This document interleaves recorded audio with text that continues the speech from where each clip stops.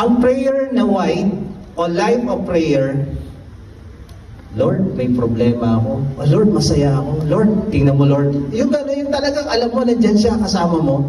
Hindi ka lang nakikipag-usap sa hangin. Alam mo, nandyan siya sa puso mo nakatira. Bakit tayo nakayuko pag nagpe-pray? Lord, nandiyan ka sa heart ko, di ba? Yeah? Nakaganon tayo. Kasi alam natin, nandito siya eh. So when you go out through your days, kinakausap mo siya, anything that you experience, traffic naman, Lord, gawa mo naman ang paraan. Hingi pa rin yun. Pero at least, kinakausap mo siya, o kaya may nakita kang maganda na pwedeng ipagpasalamat kay Lord, you thank Him. So ang white praying is a life of prayers. Alam nyo, ang isa sa pinaka-importanting discipline ng Kristyanismo ay yung pananalangin.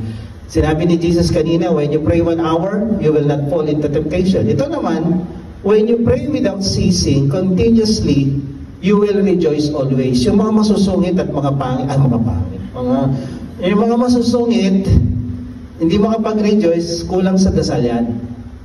Pag lagi nakasimangot, laging galit, hindi masaya, kulang sa dasal. Ang taong hindi prayerful, masungit, lagi nakasimangot, sambako lang mukha at hindi makapagpasalamat. Lalo na pag hindi magaganda yung nangyayari. Ang sabi dito, pangit o maganda ang nangyayari, in all circumstances, give thanks. Ang taong prayerful, mapagpasalamat din at masayahin din.